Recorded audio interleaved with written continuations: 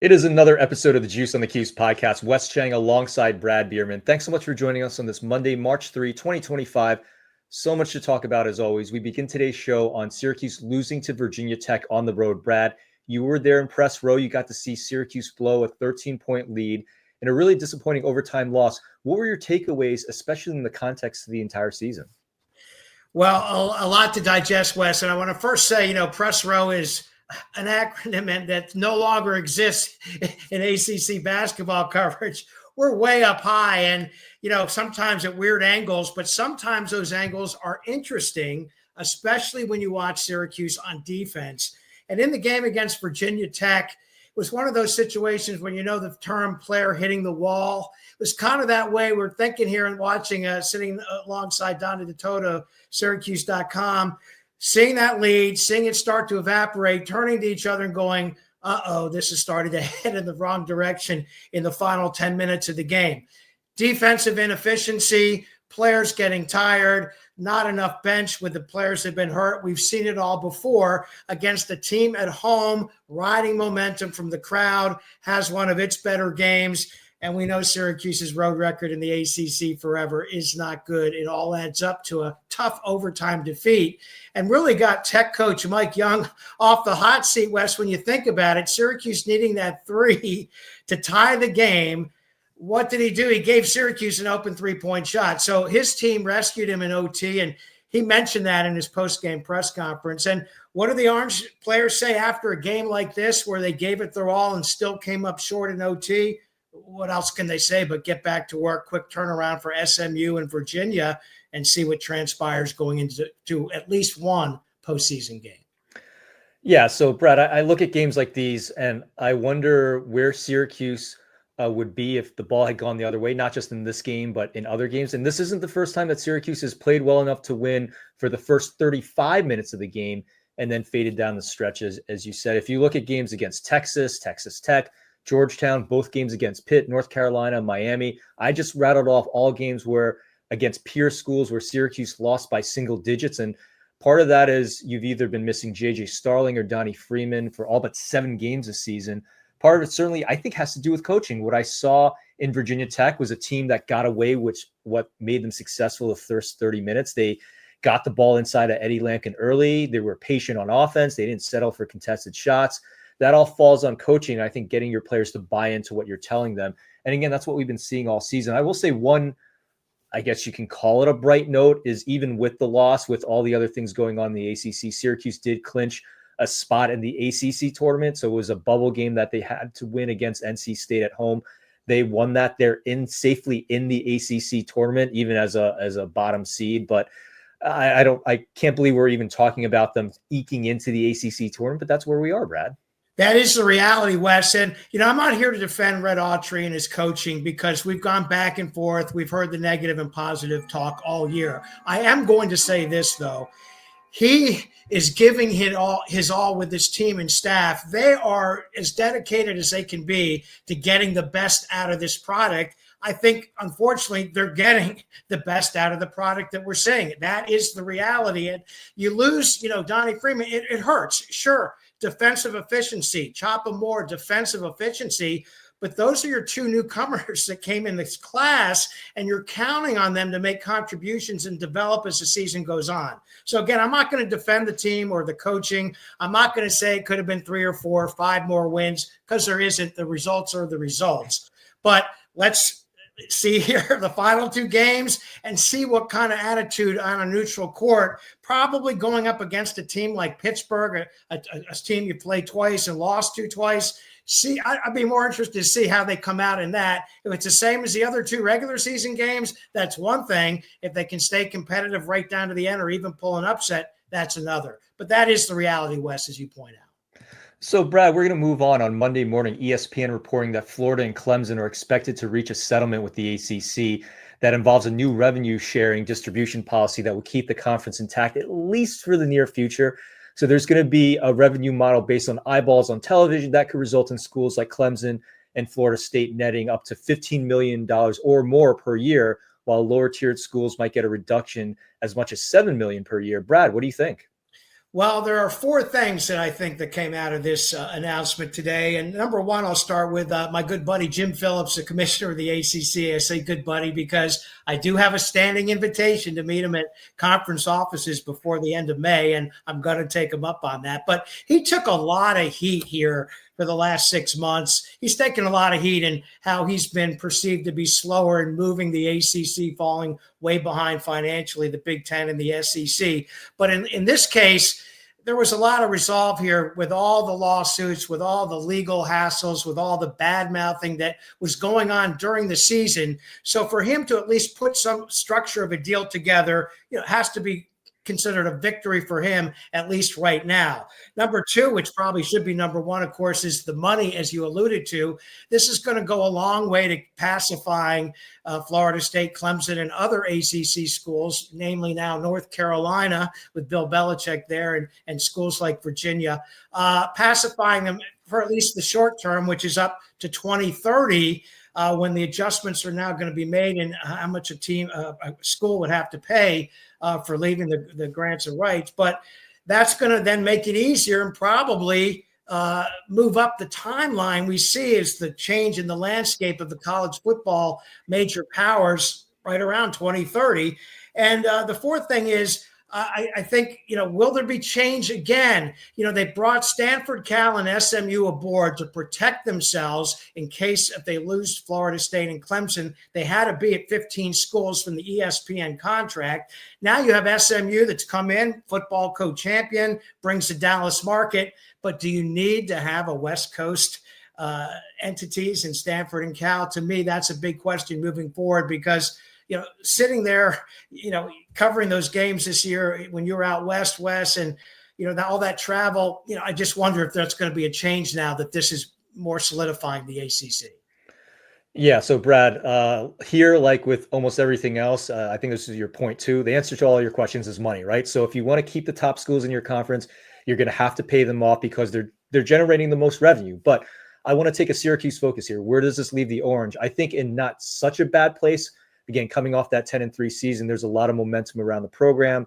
The more Syracuse fans are going to be tuning in recent years, at least, to watch SU. And if they're going with this viewership for pay model, in terms of the timing, I think Syracuse is at an apex in terms of putting fannies in the seats, eyeballs on the screen, at least as it relates to football. They finished 11. I pulled some stats, Brad. They finished 11th out of the 18 ACC teams in terms of viewership. You have to throw Notre Dame in there, with an average of about 1 million in the 5 appearances they had. And I will point out in that last appearance against Miami, that drew over 2 million eyeballs. So that's really good momentum for the football school. I don't know if this revenue share model is going to help them, but it's also not going to hurt them, I think, because they're right in the middle of the pack. Basketball, we'll have Andrew Kouwe on later to talk about that, but it's always been a good product for the Orange, at least up until this year. I think that places added pressure on Adrian Autry to deliver in what's probably a make or break year in the 2025-26 season. But again, overall, I don't think this hurts Syracuse in revenue because they are a middle of the pack team in the ACC. So they're not getting any extra revenue, but nor are they losing much revenue if you go by these numbers. And there's a chance to make more revenue by performance and by TV ratings, as you point out. Remember about a year and a half, almost 2 years ago now, John Wildack was talking about the Syracuse name brand. Well, that name brand, West, is still there. A Syracuse-Duke basketball game, even with Syracuse under 500, still draws eyeballs on ESPN, and same with college football. And it's really going to be incumbent, in my opinion, certainly leads with football, basketball, then the Olympic sports, but all the teams have to take advantage of this and be competitive because there is a trickle-down effect. They want to keep these programs and stay competitive. So we're going to take a quick break. Andrew Kouwe will join us when we return. This is the Juice on the Cuse podcast.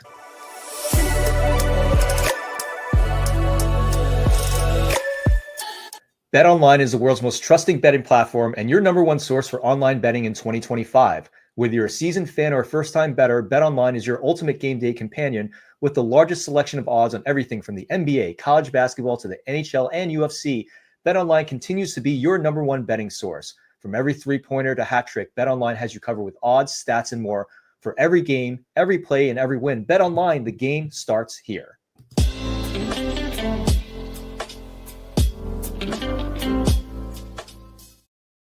Back on the Juice on the Cuse podcast, Wes Cheng here with you. We are thrilled as always to be joined by our great friend, former Syracuse basketball guard, 2003 national champion, and the Juice Online senior college basketball analyst, Andrew Kouwe. Andrew, how's it going today? That's a lot.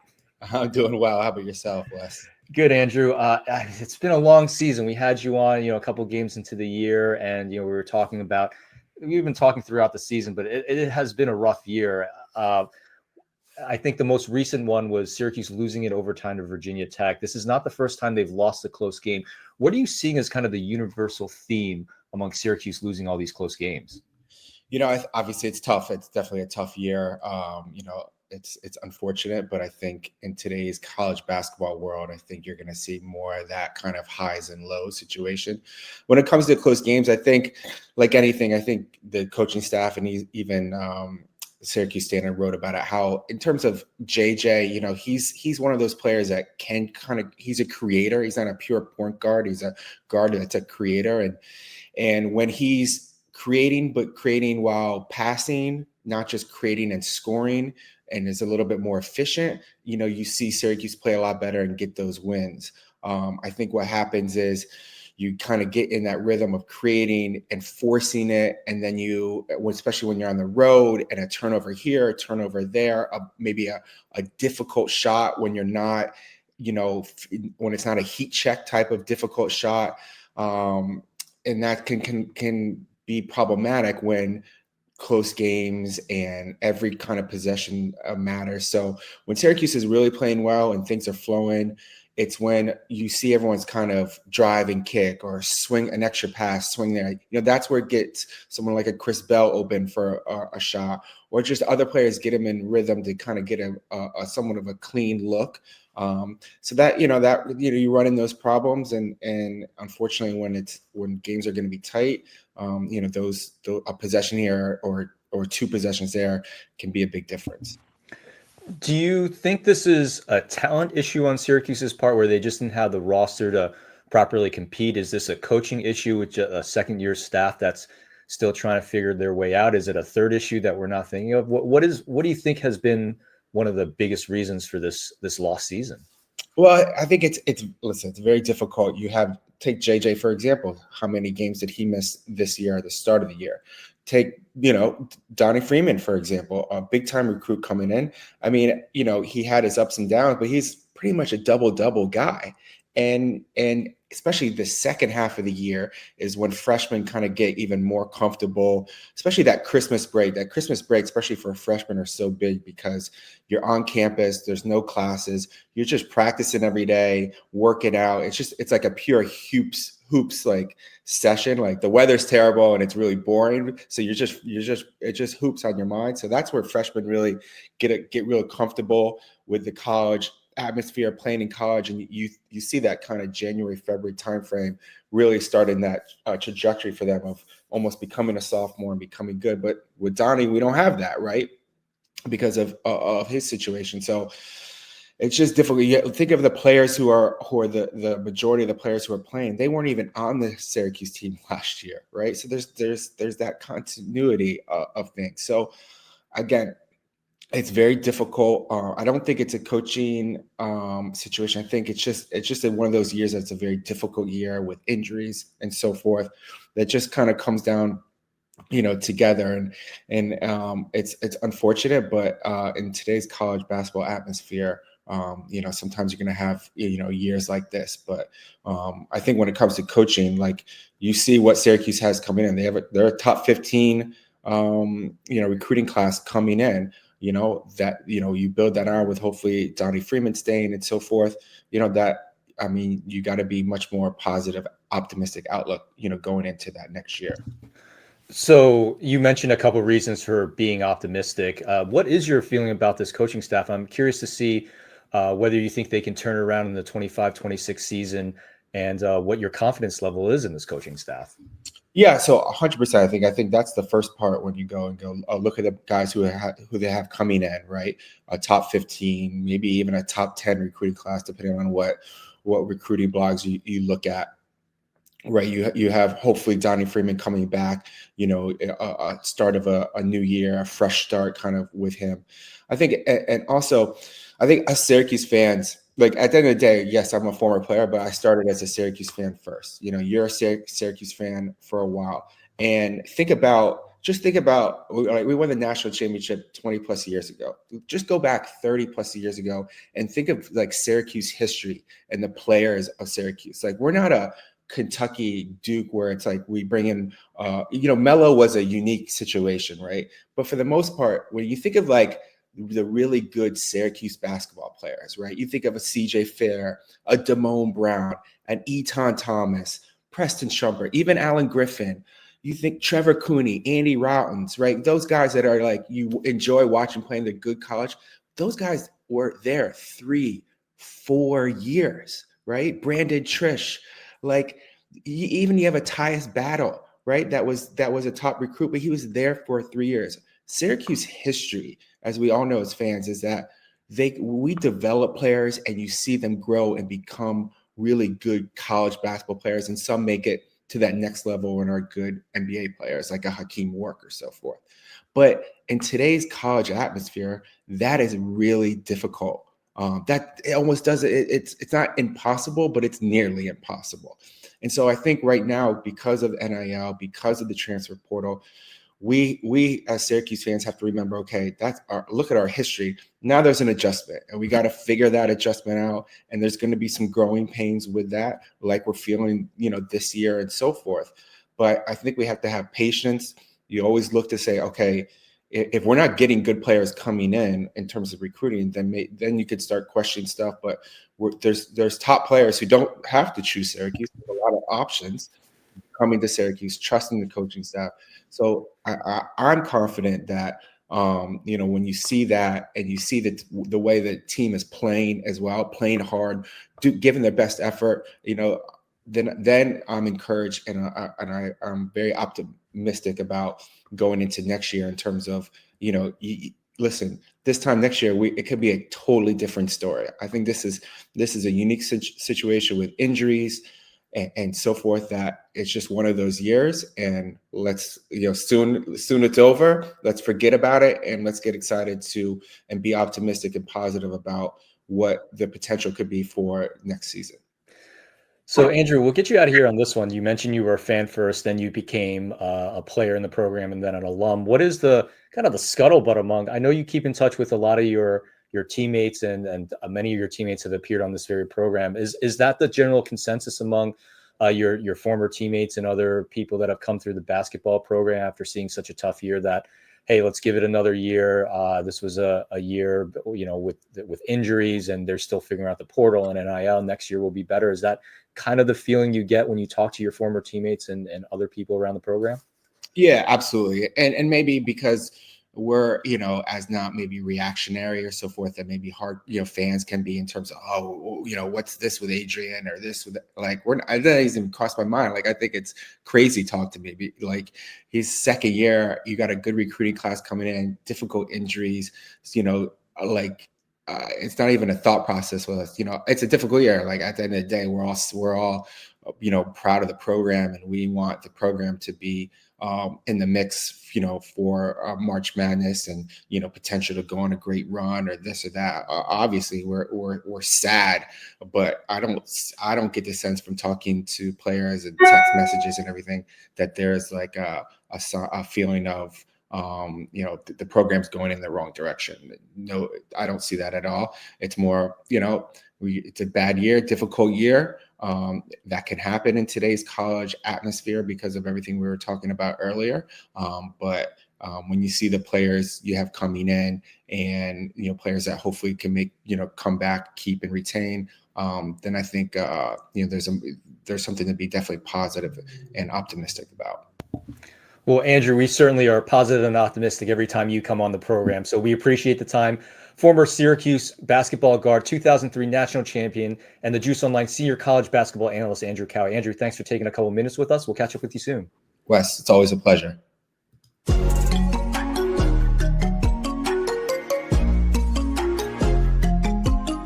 Welcome back to the Juice on the Cuse podcast. Along with my longtime colleague, Wes Cheng, I'm Brad Bierman. We're on therivals.com and Believe Network with you each week. And Wes, I have a final thought today about something behind the scenes at the Virginia Tech Syracuse game in Blacksburg last weekend. And I've really enjoyed going around to games at Clemson and Miami this year and filling in some of the other ACC outposts. And what makes this league unique is that we know that Syracuse is an outlier, a Northeast school playing in a Southern league. And it was really great to get a little bit of dish of Southern hospitality in Blacksburg Saturday. Just want to share, after the game, Coach Young of Virginia Tech couldn't have been more gracious to the visiting media. It really stood out. Took his time to want to know who was at the press conference, who was he talking Tech basketball with, and ACC basketball, and sharing stories, and very complimentary. And just wanted to mention that it really stood out to me going around the league, and you see so many different atmospheres. Some are more Spartan than others,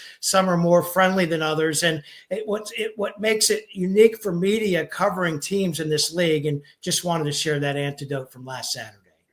Yeah, nice anecdote, Brad. I guess it's a lot easier to be gracious when your team comes back from 13 points for an overtime win.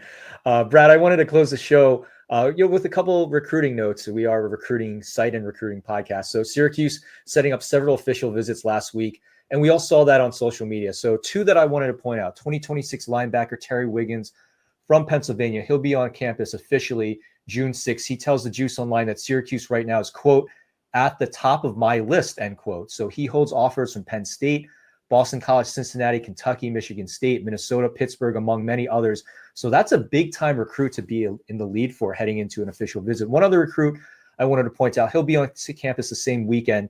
CJ Hester, defensive back from Florida. He tells the Juice Online that Syracuse stands high in his recruitment. He's set to announce on May 17, trying to pull together that Florida pipeline. Tommy Caparelli really trying to piece together that Syracuse to Florida pipeline that Syracuse has really tapped into so well. So I'm going to pay very close attention to that recruitment as well. And Wes, I think that's going to be a common refrain from here on in. Syracuse in the hunt for high-level recruits. You see it in the players you just mentioned.